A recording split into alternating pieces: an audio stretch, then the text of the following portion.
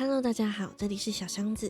一直想要做这支入门的实况音效设定教学，碍于拖延症末期，总是在正要着手录制的时候，突然很想把房间大扫除，于是就拖到了现在。希望这支影片可以帮到Twitch实况新手们快速设置、追随、订阅等等的通知音效。那在教学开始前，如果你还没有订阅的话，请帮我点个订阅、喜欢并开启小铃铛。我会努力更新更多对实况新手有帮助的影片，按一下我的实况刷本键击。今天要使用的网站是 Streamlabs， 网址一样会放在影片下方的资讯栏。OK， 那我们正片就开始咯。相信一些实况新手对 Streamlabs 应该不陌生，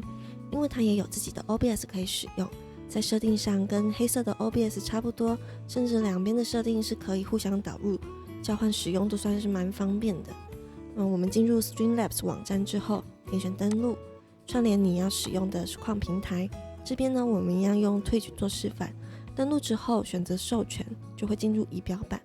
那进入仪表板这个页面，可以先点选右上角的头像，把语言改成你的惯用语言，这样后续操作就会容易很多咯。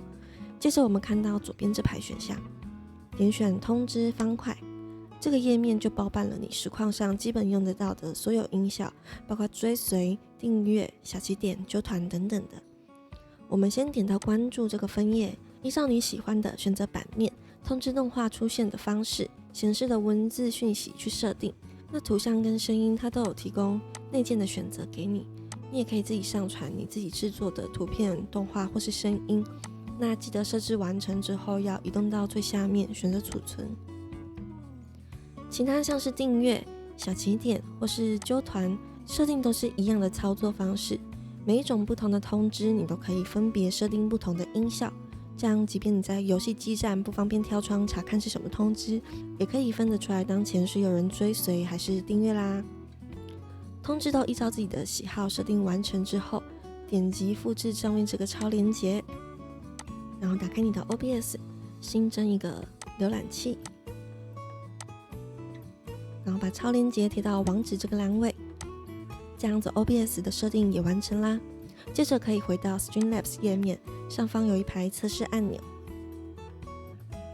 你可以点选你已经设置完成的通知进行测试，就可以在 OBS 上面预览实际的效果。以上就是 Streamlabs 的实况通知设定，是不是很简单呀？ Streamlabs 除了通知设定之外，可以点选左边的工具分类，这里有超多有趣的实况小工具，例如可以将聊天室放在你的实况画面上，也可以在你的实况画面显示观看人数之类的。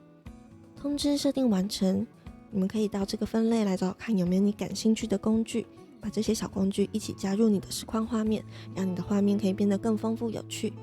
如果你有看到喜欢的小工具，或是在其他实况主的频道发现新的酷东西，欢迎留言分享给我，让我知道你对什么东西感兴趣，也许下一次出的教学就会是你喜欢的酷东西哦。那今天的影片就到这里了，期待下次再跟大家见面咯。